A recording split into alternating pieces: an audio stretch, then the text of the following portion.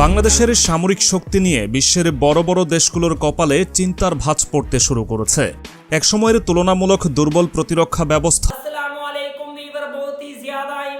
Video लेकर आप लोगों की खिदमत में हाजिर हुए हैं। वीवर तुर्की जो है वो वीवर बांग्लादेश को बहुत बड़े बड़े और पावरफुल किस्म की जदीद मॉडर्न किस्म के वेपन देना चाहता है वीवर, जिनसे बांग्लादेश की आर्मी को एक बहुत बड़ा बूस्ट मिलेगा। तो वीवर बहुत ही ज्यादा इंपॉर्टेंट वीडियो है। अभी तक आप लोगों ने हमारे चैनल को सब्सक्राइब नहीं किया हुआ, जल्दी से हमारे चैनल को सब्सक्राइब कर लीजिएगा। बिना टाइम वेस्ट किए वीडियो को स्टार्ट करते हैं। বাংলাদেশের সামরিক শক্তি নিয়ে বিশ্বের বড় বড় দেশগুলোর কপালে চিন্তার ভাঁজ পড়তে শুরু করেছে। একসময়ের তুলনামূলক দুর্বল প্রতিরক্ষা ব্যবস্থা এখন পরিণত হচ্ছে এক ভয়ঙ্কর শক্তিতে, আর এর পেছনে অন্যতম বড় ভূমিকা রাখছে তুরস্ক। অস্ত্রের পাহাড় গড়ে তোলার মতো এক বিশাল পরিকল্পনা বাস্তবায়ন করছে বাংলাদেশ। ইতোমধ্যে বাইরাক্তার TB2 ড্রোন থেকে শুরু করে শর্ট রেঞ্জ মিসাইল, অত্যাধুনিক কামান, মাল্টিপল রকেট লঞ্চার সহ নানা অস্ত্র দিয়েছে তুরস্ক। আলোচনায় আছে লাইট ট্যাঙ্ক, অত্যাধুনিক অ্যাটাক ড্রোন আকিঞ্চি, এমনকি অ্যাটাক হেলিকপ্টারও। তুরস্ক যেন ঢেলে দিচ্ছে তার সামরিক অস্ত্র ভাণ্ডার। কিন্তু কেন? একসময় অস্ত্র আমদানির জন্য বিভিন্ন দেশের শর্ত মানতে হতো বাংলাদেশকে। মার্কিন যুক্তরাষ্ট্র, রাশিয়া কিংবা চীন যাদের কাছ থেকে অস্ত্র কেনা হতো তাদের ছিল কড়াকড়ি বিধিনিষেধ। কিন্তু এবার সেই হিসাব যেন বদলে গেছে, কারণ তুরস্ক যেসব আধুনিক অস্ত্র বাংলাদেশে পাঠাচ্ছে সেগুলো কোনো শর্ত ছাড়াই। কিন্তু হঠাৎ কেন এত উদারতা তুরস্কের? এরদোয়ান কি শুধুই বন্ধু হিসেবে বাংলাদেশকে সাহায্য করছেন, নাকি এর পেছনে আছে আরও গভীর কোনো পরিকল্পনা? বিশ্ব রাজনীতির এক নতুন মোড়ে দাঁড়িয়ে আছে বাংলাদেশ।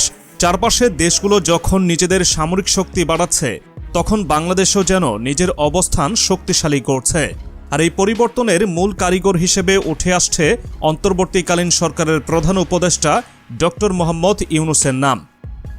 হ্যাঁ, সেই ডক্টর ইউনূস, যিনি এতদিন পরিচিত ছিলেন একজন অর্থনীতিবিদ এবং নোবেল বিজয়ী হিসেবে, কিন্তু এখন তিনি জড়িয়ে গেছেন সরাসরি সামরিক কূটনীতির খেলায়। তার সঙ্গে এরদোয়ানের বৈঠকগুলোই ইঙ্গিত দিচ্ছে বাংলাদেশের সামরিক শক্তির পেছনে এখন তিনি অন্যতম প্রধান কুশীলব। আন্তর্জাতিক গণমাধ্যমের তথ্য অনুযায়ী ডক্টর ইউনূস ক্ষমতায় আসার পরপরই এরদোয়ানের সঙ্গে কয়েক দফা বৈঠক করেন। আজারবাইজান ও মিশরে একাধিক আন্তর্জাতিক সম্মেলনের ফাঁকে এসব বৈঠক হয় দুই সরকার প্রধানের মধ্যে। এসব বৈঠকের পরই দ্রুত গতিতে সামরিক চুক্তি বাড়তে শুরু করে। তুরস্ক থেকে আসা সামরিক সরঞ্জামগুলোর মধ্যে অন্যতম হল ভয়ঙ্কর বাইরাক্তার TB2 ড্রোন। এই ড্রোন বিশ্বের যুদ্ধক্ষেত্রে এক নতুন বিপ্লব ঘটিয়েছে। এটি এতটাই শক্তিশালী যে আর্মেনিয়া আজারবাইজান যুদ্ধ থেকে শুরু করে রাশিয়া ইউক্রেন যুদ্ধ পর্যন্ত প্রতিটি সংঘাতে এর ভয়াবহ ধ্বংসযজ্ঞ দেখা গেছে। এই ড্রোনের সবচেয়ে বড় বৈশিষ্ট্য হল এটি শত্রুর রাডার ফাঁকি দিতে পারে এবং নির্দিষ্ট লক্ষ্যে নিখুঁতভাবে আঘাত হানতে পারে। কানাঘুষা চলছে বাংলাদেশে এই ড্রোন তৈরির কারখানা স্থাপন ও প্রযুক্তি ভাগাভাগি করতে চায় তুরস্ক। সম্প্রতি এই ড্রোন ভারত সীমান্তে মোতায়েন করেছে বাংলাদেশ, এমন দাবি করে ভারতীয় মিডিয়াগুলো নিজেদের দেশে হইচই ফেলে দিয়েছে। শুধু তাই নয়, এবার বাংলাদেশ পেতে চলেছে তুরস্কের স্বল্প পাল্লার ভয়ঙ্কর মিসাইল সিস্টেম। আন্তর্জাতিক প্রতিরক্ষা বিশেষজ্ঞদের মতে এই মিসাইলগুলো এমনভাবে তৈরি করা হয়েছে যে এগুলো শত্রুর যে কোনো প্রতিরক্ষা ব্যবস্থাকে সহজেই ভেদ করতে পারে। এমনকি প্রতিবেশী দেশগুলোর সামরিক ঘাঁটিতেও এগুলো কার্যকর হতে পারে। সবশেষ বাংলাদেশের সেনাবাহিনীতে যুক্ত হয়েছে তুরস্কের তৈরি 18টি বিধ্বংসী MKE বুরান 105mm হাউইটজার্স। গ্লোবাল ডিফেন্স নিউজের রিপোর্ট অনুযায়ী ভবিষ্যতে এই কামানের সংখ্যা বাড়িয়ে 200 ইউনিটে উন্নীত করার পরিকল্পনাও রয়েছে। এছাড়া জানুয়ারি থেকে ফেব্রুয়ারিতে বেশ কিছু মিলিটারি নিউজ সাইটে দাবি করা হয় সম্প্রতি বাংলাদেশ সেনাবাহিনী তুরস্কের নির্মিত 18টিরও বেশি TRG-230 এবং TRG-300 multiple rocket launcher system পেয়েছে। এর ফলে বাংলাদেশ সেনাবাহিনীর আর্টিলারি সক্ষমতা উল্লেখযোগ্যভাবে উন্নতি করেছে। বাংলাদেশ তুরস্ক সামরিক সম্পর্কের শেকড় কিন্তু অনেক গভীরে।